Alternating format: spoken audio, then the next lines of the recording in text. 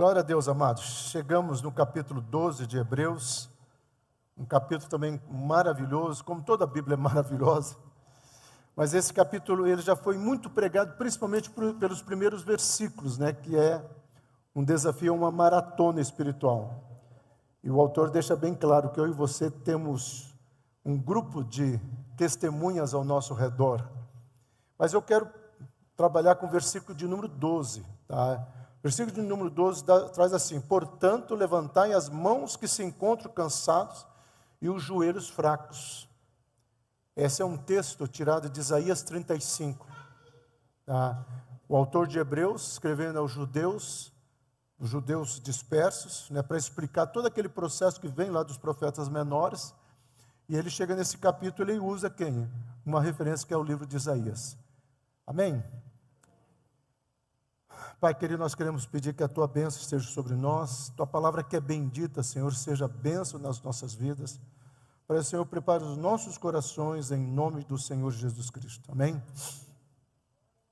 Capítulo 12 é mais ou menos assim, ele fala que não se faz nada como antigamente. É como se ele estivesse olhando para os dias atuais e falasse assim: rapaz, que tipo de cristianismo é esse, que não tem nada a ver com o cristianismo dos primeiros séculos? Tá? Que tipo de relacionamento conjugal, não sei se vocês sabem, a nova moda, né? Inclusive a revista Veja, da semana passada, fez uma reportagem, eu já tinha lido muitos artigos sobre isso, é o divórcio cinza, onde as pessoas se divorciam, mas continuam na mesma casa por causa dos bens, né? E é uma moda muito forte nos Estados Unidos e está chegando, tá? Inclusive no meio pastoral, não se assustem, tá? Quando você começa a olhar tudo isso aqui, você chega a essa conclusão que o autor de Hebreus tem razão, apesar dele não colocar assim, nada é como antigamente. Nem a seleção brasileira é como antigamente, vamos falar a verdade.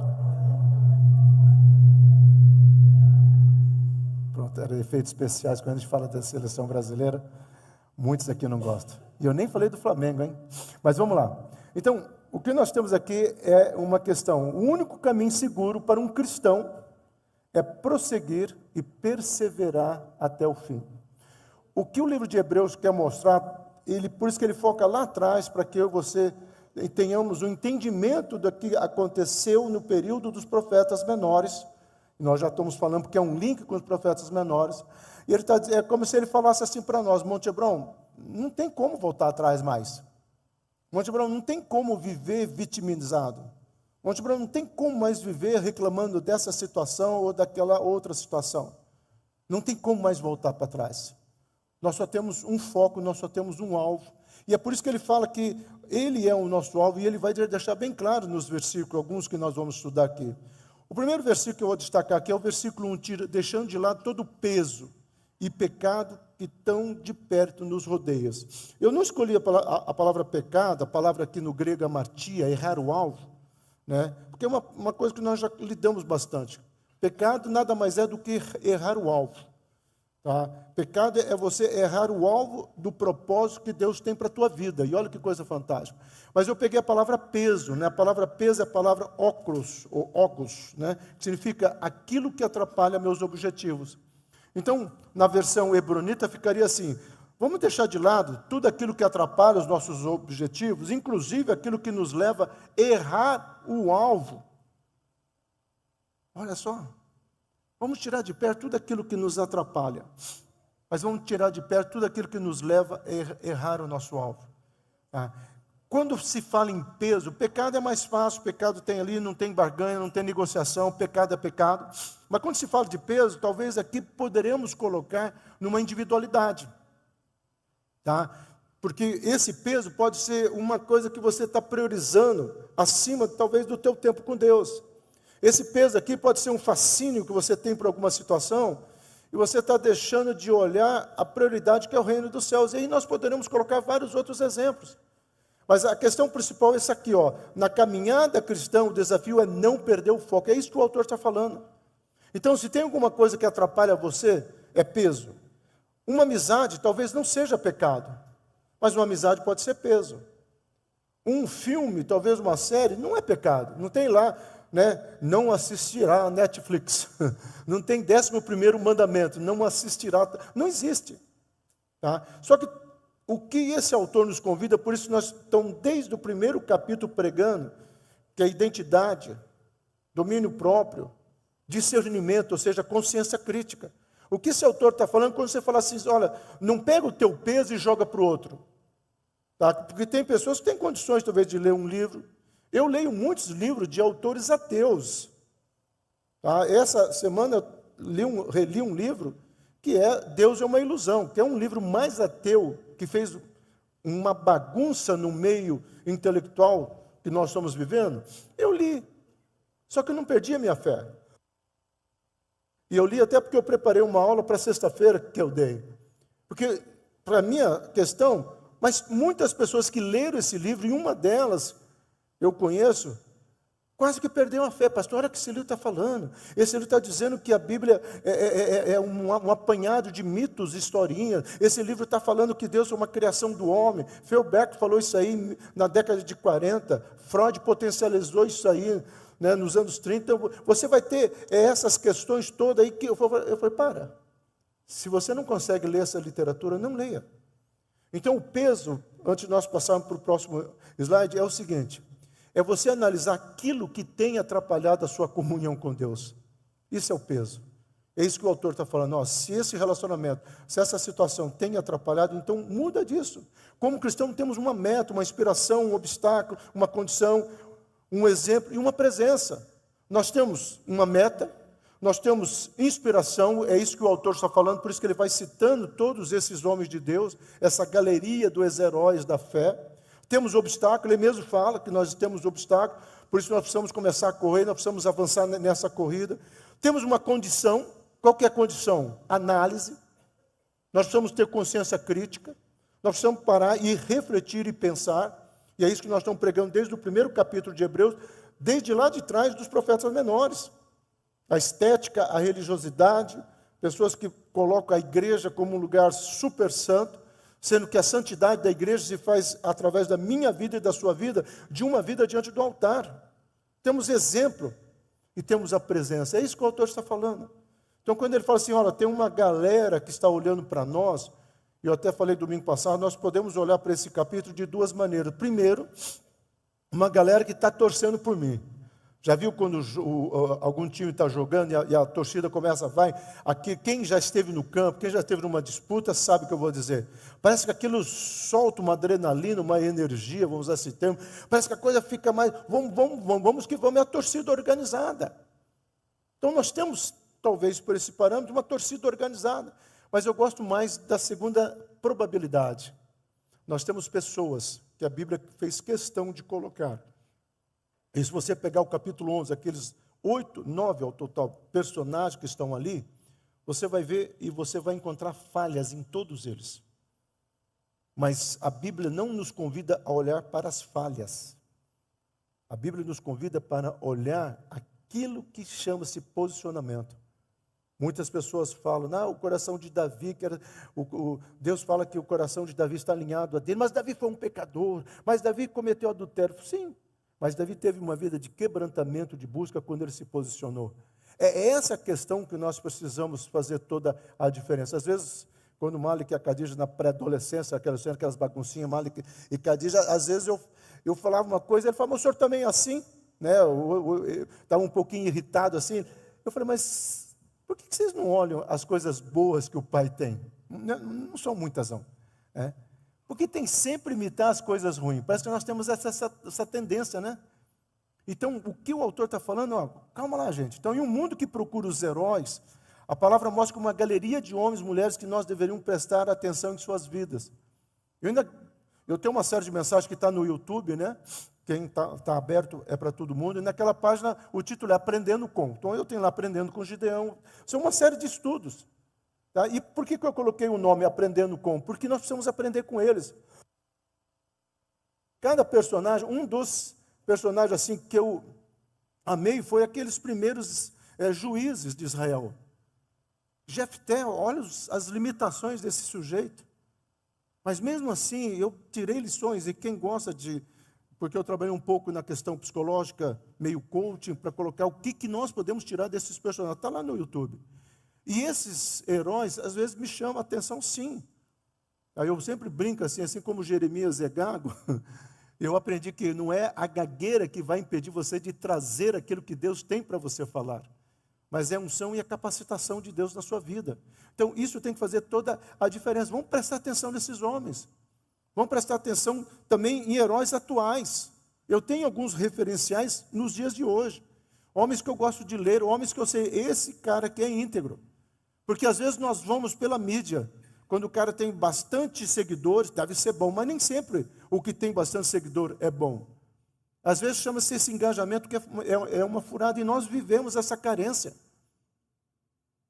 Aquilo que Cazuza cantava, né? Nós vivemos essa orfandade. Meus heróis morreram todos. Tá? A nossa piscina está cheia de informações ruins, né? Ele fala ratos. E às vezes a nossa vida está nessa situação. Então o que Hebreus está dizendo, Silão? Quem é o seu herói? Quem é a sua referência? Eu posso pegar um personagem da Bíblia, mas eu tenho personagens de hoje também. Homens que eu sei que eram e pagaram um preço. Eu nunca me esqueço na minha caminhada, quando chegou um pregador, e eu falaram que ele era um homem de Deus, e eu falei, cara, o que é ser um homem de Deus? Obrigado, Guilherme, ainda bem que você prestou atenção. O que é ser um homem de Deus? E eu fiquei olhando para ele, e ele viu que eu estava prestando atenção. Deus abençoe, tá? Naquilo que vocês precisam. E ele falou assim, que você tanto olha para mim? Eu falei, não, fala que você é um homem de Deus, eu estou olhando, está tudo, é normal, você é igual eu, tem 2 orelhas, um nariz, uma boca. Aí ele me chamou para ir no quarto, abriu a malinha dele, pegou uma almofadinha, jogou no chão, ajoelhou, falou assim, é isso aqui, ó. Não é a almofada, tá? Mas são os meus joelhos no chão que me fazem ser um homem de Deus. Talvez é por isso que eu sou tão apaixonado pela oração, pelo desejo que eu tenho de ser um homem de Deus, fazer a grande diferença. Então, aprenda com José, meu amado. Vamos colocar só 3 personagens. Aprenda com José a lidar com os conflitos. Que é alguém que poderia dizer que foi mal amado, foi rejeitado. José poderia ter um síndrome de autocomiseração. José poderia ter uma sede de vingança. Mas enquanto José não lidou com aquilo e não colocou para fora, ele não foi a pessoa que Deus escolheu ele para ser. É claro que se Deus chegasse para José e falar, José, você vai ser o cara, meu. Eu vou te usar lá no Egito, você vai salvar a tua família, você vai ser lembrado como um dos patriarcas, os caras que deu a base. José, pode contar comigo. Aí Deus fala, só que tem uma coisa, tá? Você vai ter que passar por um processo. Porque, amado, quando eu trato essa questão com os meus alunos, eu estudo o texto no hebraico, tem uma coisa que passa meio despercebida na literação para a língua portuguesa. José foi lá e ele mostra a capa. Sabe qual era o problema maior de José? Olha, eu estou trazendo comidinha para vocês, mas eu sou o queridinho do papai. Orgulho. Se ele tivesse lá, na hora que ele estivesse na frente do irmão, esse orgulho poderia matar toda a família. Vocês estão entendendo? Aprenda com Moisés, tomar um posicionamento no teu serviço, em qualquer área da sua vida. Não é aprender com Moisés, lançar as 10 pragas lá nos seus opositores. Às vezes dá vontade, né?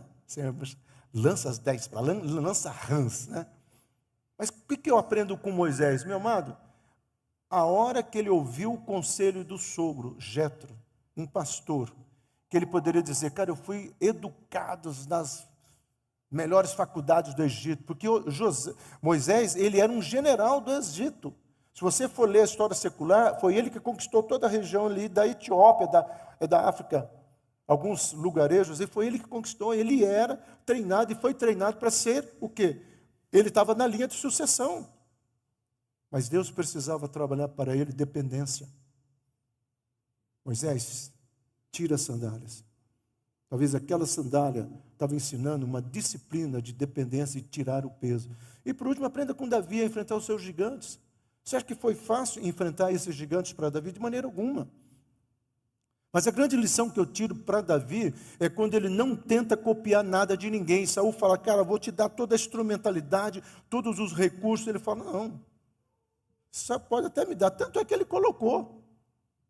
Ele até tentou. Mas ele lembrou que o recurso maior, a provisão maior virá do Senhor. Não virá da nossa continha matemática, não virá daquilo que nós achamos, das nossas artimanha virá do Senhor. Isso não quer dizer que você vai ser um vagabundo gospel, né? Preguiçoso gospel, vamos usar menos termo. Senhor, manda, não. Deus vai nos inspirar. Porque Davi, para derrubar esse gigante, ou para matar o leão, ou matar o urso, ele teve que se posicionar. Então, é essa questão, talvez, que eu preciso olhar, que Hebreus está falando. Quais são os teus referenciais? Quais são os teus referenciais? Ali em Campo Grande, eu fui pastor, e alguns adolescentes hoje, olha que coisa, para mim isso é maravilhoso, são pastores, jovens pastores, são pastores. E eu fui lá na segunda igreja batista e todo mundo, nossa, e eu vi um cara lá dando aula, eu falei, eu sou pastor. O senhor se lembra de mim? Eu não lembrei. O senhor se lembra de mim? Do acampamento tal, o senhor deu essa palavra, e ele começou a descrever. Eu fiquei feliz de poder ter sido um referencial para essas pessoas. E o meu desejo, meu amado, é que eu seja também um referencial para vocês. Não nos meus erros, não nas minhas imperfeições, mas pelo menos como o pastor Silas ora, quando ele acredita, isso eu quero, tome posse. Porque é isso que vai ser a diferença. Então vamos aprender a enfrentar os nossos gigantes com os nossos referenciais. Às vezes quando eu vejo uma ministração aqui, eu falo, Deus, eu também quero isso. Vamos aprender a tomar posse. Então, é tempo de fazermos uma avaliação, termos coragem para tomar decisões e buscar as verdadeiras prioridades. Nós até avaliamos, nós somos no mundo que aprendeu a avaliar. Nós somos no mundo do checklist, né? Nós somos no mundo dos aplicativos. Tem gente que tem aplicativo lembrete, tá? Informativo, que desperta. Tá? Quem aqui eu conheço? Tá? Colocou lá, tomar o remédio 10 horas. O remédio, o aplicativo toca 10 horas, tem que tomar o remédio. Ele aperta e continua conversando. Esquece de tomar o remédio.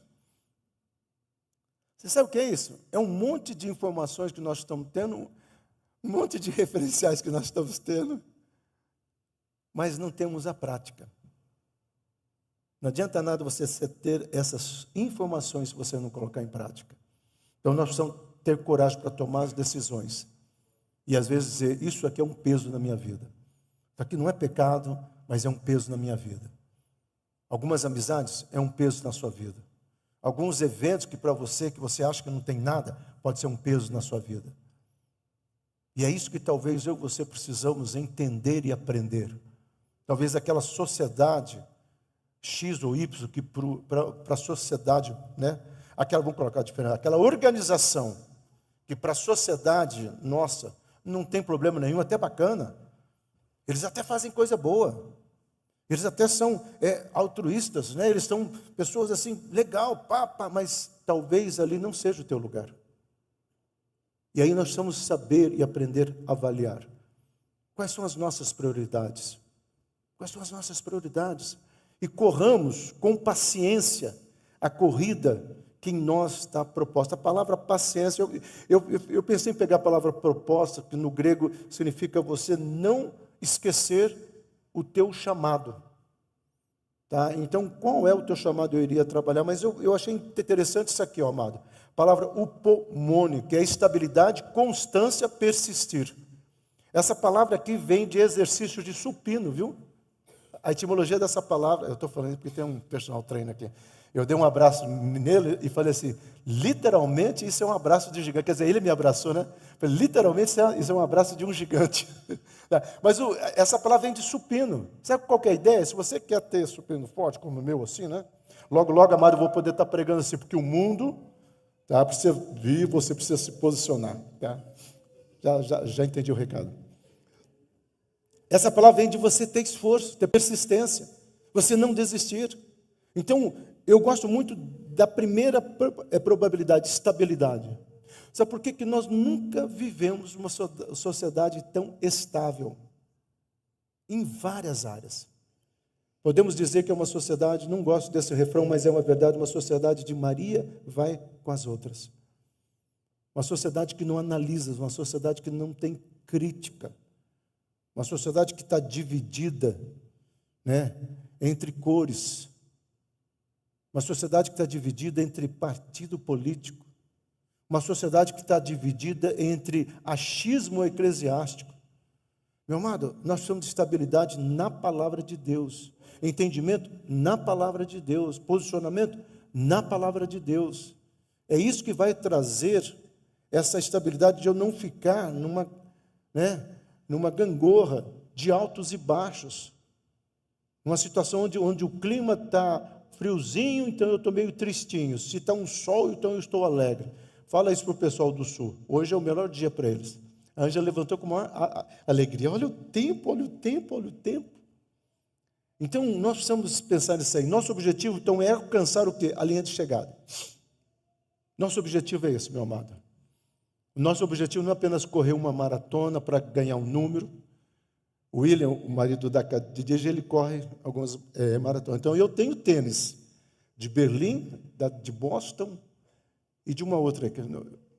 Aí, de vez em quando eu vou para a academia com aqueles tênis, o senhor é corredor? Eu olho para a minha barriga e falo assim, você acha? Então, eu sou o cara que eu tenho, tá, o material de corrida, mas corredor como ele não sou, não. 42 quilômetros. Meu amado, tem pessoas que começam bem. Lá no sul tem um termo, não sei se vocês conhecem aqui, cavalo paraguaio. É um termo meio chato, mas assim, só tem arranque.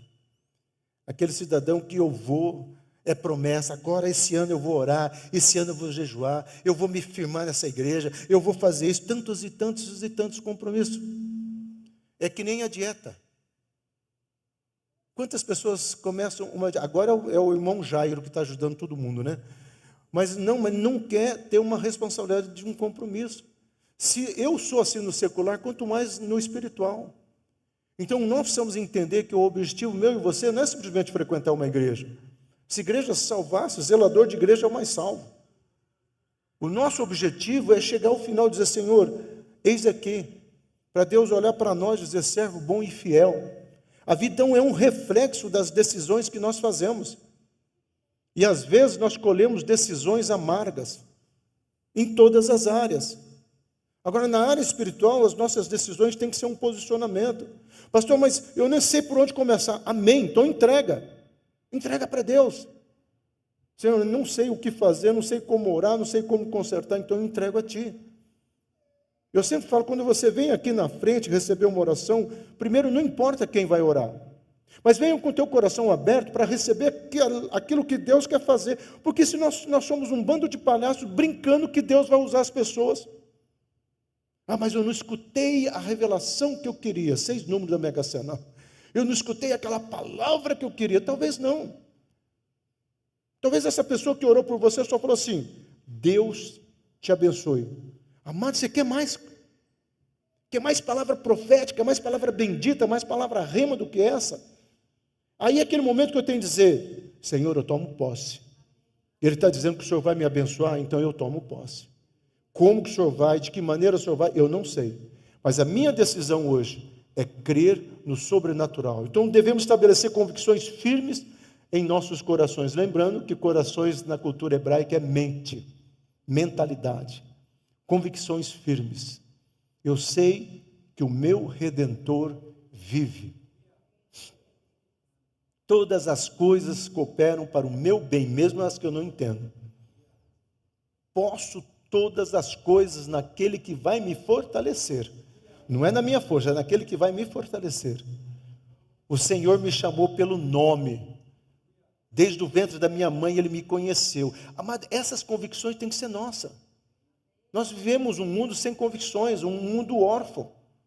E nós precisamos começar a entender. Essa semana eu li uma entrevista que ela fez, Marilene Chauí, quando ela criou um determinado partido, não vem ao caso. Mas é interessante a proposta, é interessante o que estava se vendo, o que estava se cogitando. Aí de repente se perde no meio do caminho tantas coisas, por quê? Porque às vezes falta convicção. Qual que é o meu chamado? O que Deus me chamou para se posicionar? São essas certezas que tem que fazer a diferença. Então, quem não tem consciência que sua existência foi projetada por Deus, se enxerga como vítima cega do destino. Aí, meu amado, eu te convido a cantar aquela musiquinha esqueci o nome dele, Ouvida Leva Eu. Se alguém souber, vai lá para o meu consultório, hein? Meu gabinete pastoral. Ouvida Leva Eu. Sabe, nós temos pessoas que são... Liguei o piloto automático, desisti. Meu amado, não. Nós somos levados a viver por convicções.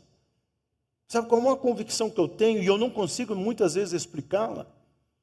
Eu sei que eu tenho um Deus, eu sirvo a Ele, o meu coração pertence a Ele, apesar das minhas falhas, das minhas limitações, e eu sei que Ele tem tudo providenciado para a minha vida, coisa que talvez eu não consiga enxergar na minha mentalidade cotidiana, cartesiana, tupiniquim, coisa que eu não consigo enxergar, mas eu creio. E o fato de eu crer me leva a esperar em Deus. E, meu amado, eu vou te dizer com toda palavra, Deus tem sido fiel. Deus tem sido fiel. Porque eu não sou feito do acaso. Eu não sou feito do meu signo. Eu não sou um erro. Eu sou fruto de um projeto de Deus. E é isso que nós precisamos entender. Sabe? Vamos parafrasear. O nosso amor foi feito na eternidade. Foi feito na eternidade com Deus. Nosso amor está escrito nas estrelas de Deus. Esse posicionamento, essas convicções têm que fazer toda a diferença. Então, olhando para Jesus, autor e consumador da nossa fé, o qual, essa é uma palavra muito grande, mas é uma palavra pela alegria que lhe foi proposto. Quando eu estava estudando grego, essa é uma frase que me fez pesquisar bastante. Então, o que eu vou falar aqui é conclusões que eu tenho lá de trás. É uma palavra grande, é a palavra chara upomeno, que significa alegria como motivação. Sabe o que Jesus está falando aqui? Eu tinha uma motivação quando eu fui para aquela cruz. Eu tinha uma motivação quando eu morri pelo Silas. Quando eu morri por cada um de vocês. Eu tinha uma motivação. E a motivação não era a hora que você estava pecando, a hora que você estava errando. A minha motivação era o que você poderia ser nas mãos do Senhor. Nas mãos do Senhor. Isso tem que fazer toda a diferença. O amor do filho para com o pai leva ele a suportar a cruz por amor a nós. Essa é a alegria de Jesus. Sabe o que eu aprendi com esse versículo ao longo desses anos estudando? Eu imagino a hora, vamos imaginar, não foi assim, mas vamos imaginar, o homem peca, Adão e Eva, um anjo vem lá, Senhor, deu tudo errado. Aí Deus fica triste, não é assim que aconteceu, por favor, tá gente? Não é uma Bíblia herege, mas vamos imaginar, Deus fica triste, aí Jesus fala, Pai, tem uma solução. Eu não quero te ver você mais triste, não. Eu quero te trazer uma alegria. Eu vou resgatar a Monte Hebron. Eu vou resgatar cada homem em ti. Essa é a alegria. Quando eu cheguei aqui, o Júnior estava chorandinho, né, Júnior? Aí eu falei, Júnior, eu vou te dar um motivo para você ficar alegre. O Khaled está vindo aí. Aí ele ficou em pé, cadê? Eu falei, não, calma, Júnior, calma, senta. Quais são os nossos motivacionais? Você já pensou Jesus naquela cruz, sofrendo, e ele dizendo, Pai, está satisfeita? Agora o Senhor está alegre? Por isso que os pais da igreja falavam que cada vez que eu e você pecávamos, ou pecarmos, nós estamos levando Jesus de volta para a cruz. Não é assim, tá, amado? Mas o entendimento dos pais da igreja era, você traz tristeza. Quando você peca, pensa bem, o Espírito Santo, Deus tem a manifestação dele, Jesus teve a manifestação dele, o Espírito Santo se manifesta aonde e como? Através da minha vida e da sua vida. Então, quando você peca, é como se você estivesse sujando esse ambiente. Então, isso é muito sério. É isso que a palavra de Deus está falando. Qual que é a nossa alegria e motivação? Então, a alegria de fazer as coisas certas, mesmo que o preço seja alto. Mesmo que o preço seja alto. Decisões que eu e você, com certeza, quem tem mais tempo de caminhada na vida cristã, já tomaram, ou tiveram que tomar decisões, às vezes que a alma, que a carne não gostava. Mas é um posicionamento. É tudo aquilo que eu e você precisamos entender. O Malicão estava falando, não, pastor, tem que fazer dieta mesmo, não pode mais comer pudim, não pode comer. Eu falei, Malicão, desde que eu voltei do Egito, eu estou numa dieta. Vocês não estão notando, igreja? Eu estou numa dieta.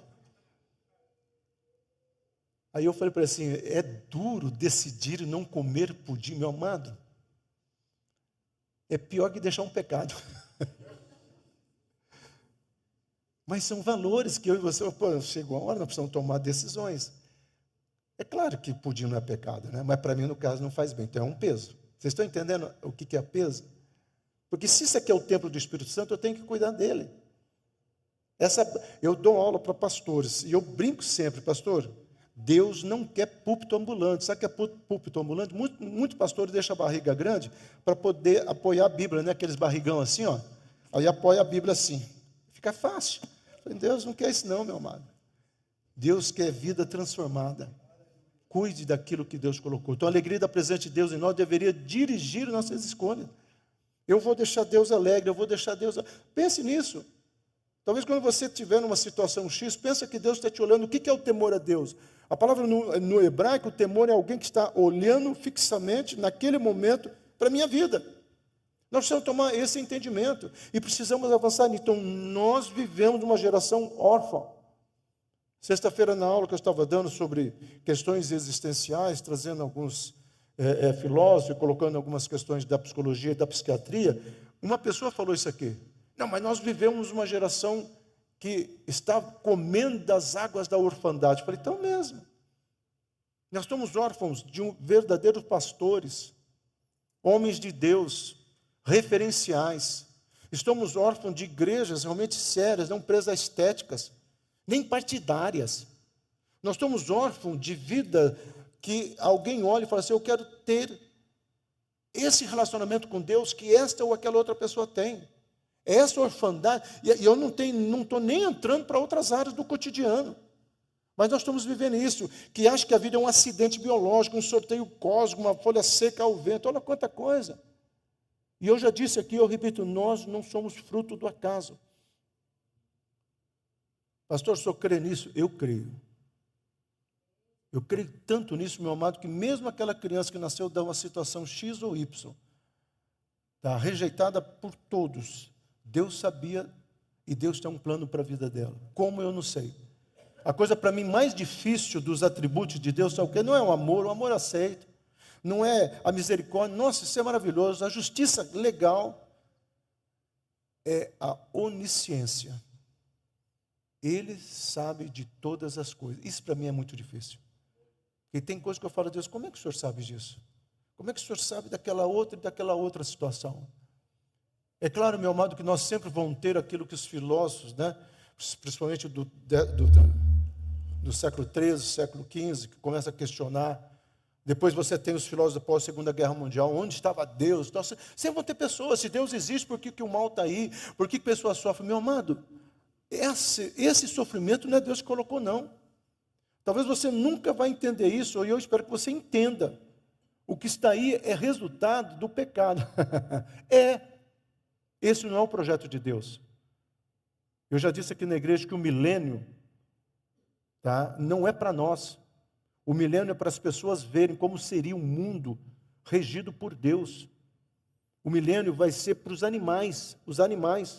Tanto é que nós temos trocentos versículos falando sobre os animais. Que nós vamos brincar com a serpente, com os leões, né? Por que tudo isso lá? Porque Deus quer mostrar, sabe como é que era o jardim do Éden? Então, era isso que eu queria para a humanidade. Como? Não sei. Isso nós precisamos entender e avançar. Então, sem essa alegria dos valores do reino, meu amado, vivemos tentando controlar o incontrolável.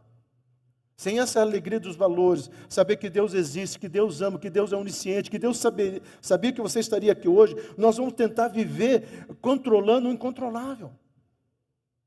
Às vezes tem momentos na minha vida que eu tenho que ir à luta, mas há momentos que eu tenho que dizer, Senhor, cheguei até aqui, Deus fala, agora deixa eu. É aquele momento, sabe, que sabe a história do elefante, da formiguinha, eles passaram aquela ponte tipo do Indiana Jones, uma vez eu contei isso aqui, aí o elefante, bum, bum, bum, bum, e a formiguinha do lado. Cada vez que ele batava a perna, a formiguinha até pulava. Quando eles terminaram de passar a ponte, a formiguinha olhou para trás, a ponte estava chacoalhando, por peso do elefante, claro. A formiguinha bateu no elefante, você viu só, bicho, como é que nós chacoalhamos aquela ponte? Às vezes nós somos uma formiguinha insignificante, mas o amor de Deus, a graça de Deus tem que nos levar. Você sabe como, abrir um parênteses aqui, a Anja não está aqui. Sabe como é que a formiguinha fez amizade com esse elefante? O elefante sempre passava numa trilha e estragava o formigueiro. E as formiguinhas tiveram um plano. O dia que ele passava, vamos todo mundo pular em cima dele e ficar picando ele até derrubar ele. Aí elas pularam, pá! Aí todas as formiguinhas picando, o elefante para e faz assim, todo mundo cai. Só ficou essa, presa. Aí o formigueiro inteiro, vai lá, nós acreditamos em você, dá uma chave nele, derruba ele, derruba. Aí eles ficaram amigos, né? Voltando lá aqui. Às vezes nós precisamos prestar nessa atenção, um cristão de joelho, meu amado. Eu amo essa frase é do 3º século. Quem falou ela foi Tertuliano, não desse jeito. A Ângela voltou, agora tem que mudar, né? Um cristão de joelho enxerga mais que grandes homens em pé. Tertuliano fala assim, que um cristão de joelho, ele enxerga mais que qualquer filosofia humana. Sabe, aquela entrega, aquele momento que você fala assim, Senhor, eu não sei como, mas eu quero viver esse exemplo. Portanto, aí vem o versículo que nós escolhemos, e que é de Isaías 35, nós vamos só estudar. Portanto, levantai as mãos cansadas. A palavra cansadas aqui, é a mesma ideia no hebraico, tá? A palavra parieme, negligenciar, deixar passar, descuidar. Hoje eu prefiro o strong, negligenciar. É como se o autor estivesse falando assim, ó, na versão hebronita. Portanto, levantai as mãos que estão negligenciando o chamado, posicionamento, adoração. Isaías 35, se você tiver oportunidade, leia. É um capítulo messiânico. É um capítulo que fala do milênio. Tá? Mas ele fala assim, fortalecei as mãos cansadas e os joelhos fracos. E ele termina assim, a alegria do Senhor estará sempre na sua cabeça, tá? Nos seus pensamentos.